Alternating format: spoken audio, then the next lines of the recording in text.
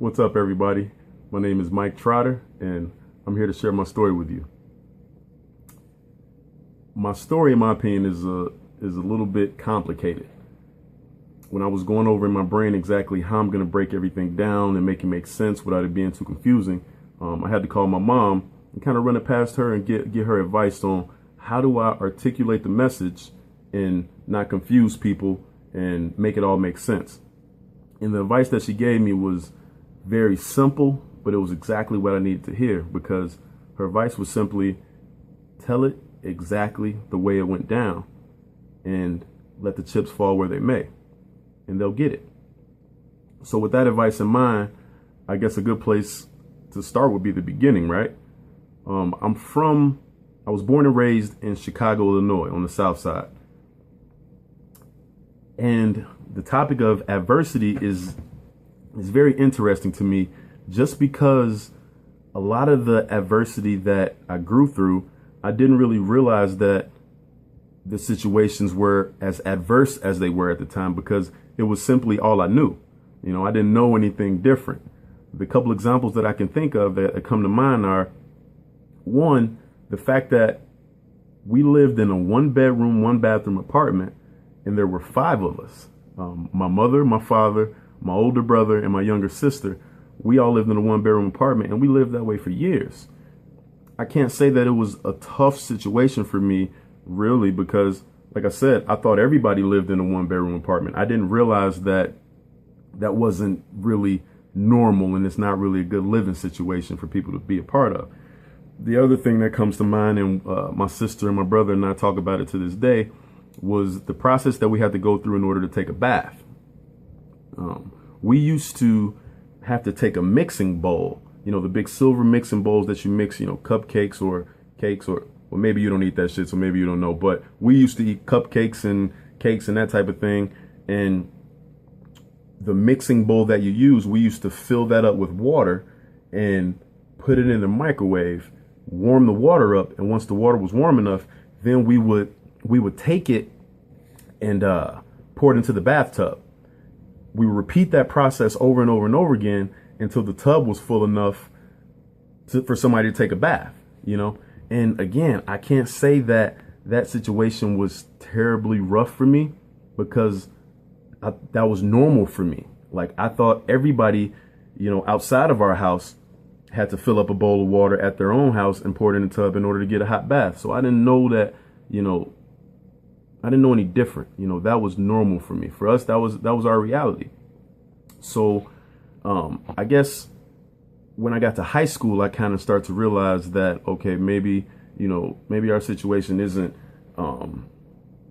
the best, and one of the things that my high school teachers did a really good job at emphasizing is they let us know that majority of the people from my neighborhood don't graduate high school. And then it was a proven fact that the males where I'm from, by the age of 23, they either end up dead or going to prison. Like that's the statistics show that that's just what it was for us. And, obviously I didn't want to become one of those statistics, but what blew my mind is the fact that the guys that were going to jail, like, those were the cool kids. Like, those were the kids that everybody wanted to be like. And I couldn't wrap my brain around that. I guess I was blessed enough to have real life examples of what could happen if you choose to go that route. If you choose to get involved into the negativity. My older brother was somebody who I adored. I wanted to be just like him. He was the coolest thing since sliced bread to me. I used to watch his every move. And I can remember one day my mother asked him to drop some mail off in the mailbox for her, and I could see the mailbox from the front of our house where I was standing. And I saw him drop the mail in the box, and then as soon as he did that, police cars came from everywhere. It was crazy. And I'm thinking, like, man, who they about to get? And the crazy thing about that situation is they took my brother away for 2 years at that moment, because allegedly he was involved, with the drug game. So I saw what that did to my mother. You know, I saw the pain that she went through because of that, and I didn't want to cause that type of pain for her. I would walk into the room and she didn't even know I was there, and she would be writing them letters and crying at the same time. And no lie, man, no matter how tough of a kid you think you are, you know, seeing your mother cry, that shit brings you to tears. And I didn't want to be the reason that, you know, she had to experience that again. So I chose a different direction. You know, most kids in my neighborhood, they were looking for an outlet because, you know, everybody's struggling. Everybody's needing a way to make money right now. You know, so what I chose was basketball. I chose basketball as my outlet. And I thank God for basketball because I really believe that it saved my life. You know, I fell in love with the game. If you guys can remember, it was in the 90s when the Bulls were hot. It was when Jordan, Pippen, and Rodman were, you know, winning championship after championship. So basketball in Chicago was a big deal. And I fell in love with the game. And for me, it was more than just putting the ball in the hole. You know, that was fun. But I learned a lot of life lessons about basketball through basketball. I learned the concept of team. You know, I learned the concept of, in order for the team to win, everybody has a specific role to play, you know, and when somebody doesn't play their role, it's detrimental to the team, you know, and so that basketball sculpted my attitude. Basketball gave me the motivation to keep going and not quit and keep my eyes focused on the finish.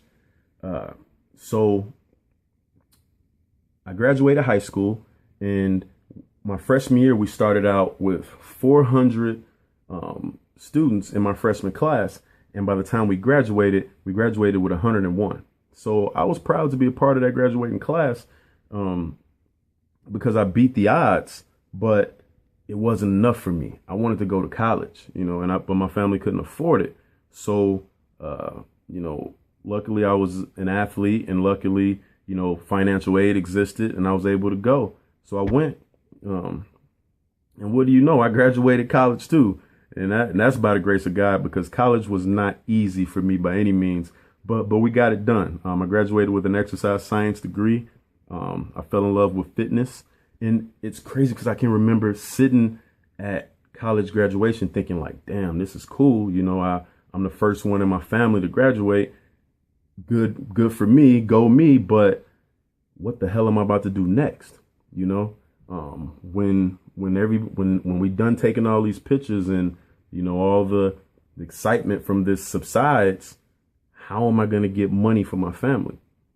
You know, so I knew that I could not go back to Chicago and be in that area because I would be just surrounded by the same negativity that I was in high school. And I didn't want to deal with that, you know. So what I did was I told my mother, give me 2 weeks. Give me 2 weeks. And I promise you, I'll find something and I'll be back, you know. And she trusted my word and she let me go. And I ended up in Bloomington, Illinois. And to this day, people still ask me, like, why Bloomington? And there's a lot of different reasons. I mean, it was close to the college I went to. But the real reason is it just felt safe, meaning it felt like Mayberry. It felt like I didn't have to worry about violence and that type of thing. It felt like a place that I could operate in and flourish.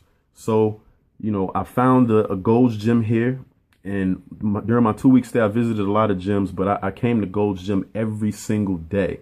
And not to work out. I was trying to get hired. I left my name, left my number every single day, and nobody called me back. I bullshit you not. Nobody called me back. Until the last day. I was packing my shit, moving home, and I get a call from the personal training director at the time at Gold saying that they had this class starting on Monday and they had one spot available. And, you know, the rest is history. I ended up working as a personal trainer. A month into it, you know, because of some leadership skills that I possessed, they offered me a management position. And when I think back, it's crazy because I was always the captain of every team that I played on, and not because I was the best athlete, because I never really was the best athlete, but I was always the hardest worker. And I was always willing to help, you know, so I was always voted by my teammates and voted by the coaches as team captain. And here it is. The same thing was happening again when in my professional life. They chose me as the manager. So I took the bull by the horns, and I'm like, okay, if this is the situation in front of me, I'm going to make the best of it. So we implemented a personal training system that really generated some revenue for the company. So at that time, they came up with the idea of turning the personal training department into its own company because it was doing so well. And that's how it started. So now it's such a cool situation because the owner of the Golds that I work with, he plans on opening 20 gyms within the next 5 years. And currently we're in 4 locations, and my company gets the automatic bid to service the members for his personal training. So it's a sweet situation. I'm very blessed to be a part of it. I'm very thankful, but this isn't it for me. There's so much more out there to do. And I'm blessed because I get the ability to not only personal train, but I get to teach people how to personal train. So as far as my future plans go, is I want to do more of that. I want to do it on a larger scale. I want to be able to do some online personal training. I want to do seminars where not only am I teaching, the mechanics of personal training, but I'm teaching the psychology behind it, why people buy. I also want to get into seminars where I'm teaching, I'm training not only physically, but I'm training people's minds, because I think it's irony in the situation that the guys where I'm from, they had the same options that I did. They had the same opportunities that I did, and they're from the same area that I'm from.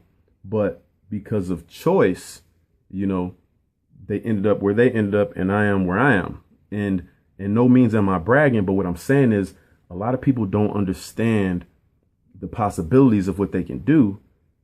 And it starts here.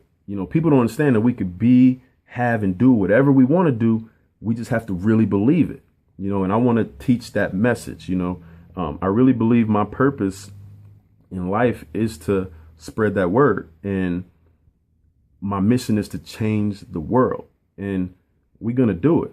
We really are. Why first Phorm? Man, when I came across the first Phorm website for the first time, like, I'm not gonna lie, I had never heard. I've seen glimpses of it because, I go to the Arnold Expo every year, and I go to the Olympia, and I'm very, into those fitness expos, and I go, and I'm not sure if I saw it there or I saw it on, I'm not sure where I had seen it before, but I wasn't familiar. So I did some research on it once I came across it, and I fell in love with the concept. I fell in love with the philosophy. It ain't just about, supplements for me. It's about believing in something, and First Phorm ain't just a supplement company.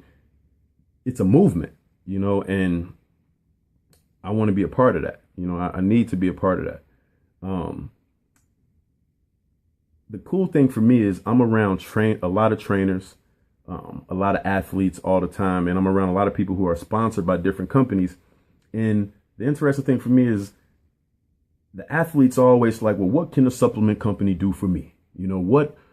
How many t-shirts can they send me? How much supplements can they give me? How many shows can they sponsor for me? How much money can they give me? And it's a me attitude.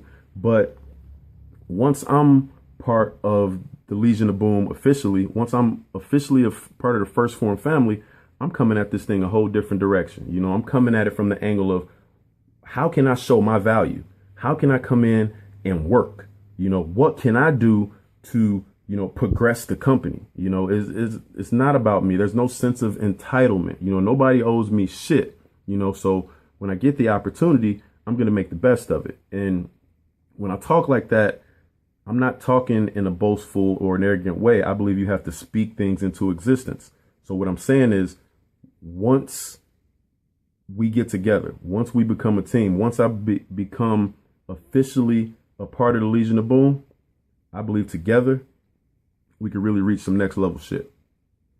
At this time, I really want to thank you for the opportunity and thank you for your consideration. And I look forward to, making it happen with you. Thanks again. I'm Mike Trotter, signing off.